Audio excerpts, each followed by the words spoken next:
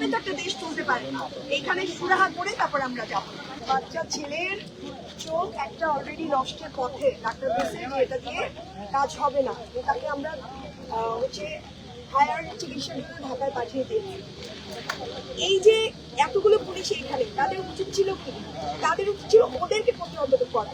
তারা এখানে এসে আমাদেরকে আটকায় দিচ্ছে।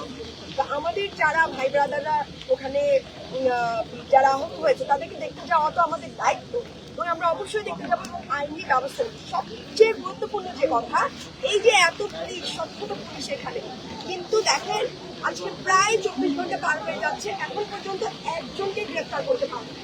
বাংলা কিউআর যেখানে নগদ পেমেন্ট সেখানে সারা দেশে 10 লাখেরও বেশি মার্চেন্টে নগদে পেমেন্ট করুন খুব সহজে। আমাদের এখানে অবস্থান কর্মসূচি থাকবে। আমরা বলেছি যে আমরা থানায় যাব, মামলা দিব, মামলা দিয়ে আমরা চলে আসবো। কিন্তু সেই মামলা দেওয়ার যে আচ্ছা 144 ধরা চলে, ঠিক আছে, আমরা তো মামলা দিতে পারি। এবং আমরা এটাও বলেছি যে আমরা 4-5 জনও যেতে রাজি, কিন্তু সেটাও ওনারা রাজি হচ্ছেন না, আমাদেরকে যেতে দিচ্ছেন না। অথচ ওই পাশে তারপর দেশীয় অস্ত্র সহ ওনারা দাঁড়িয়ে আছে।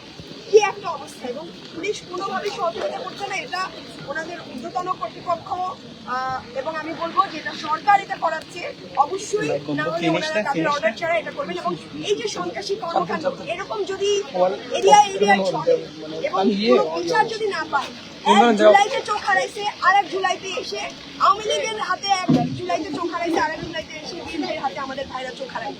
এইভাবে তো একটা দেশ চলতে পারে না। এইখানে সুরাহা করে তারপর আমরা যাবো।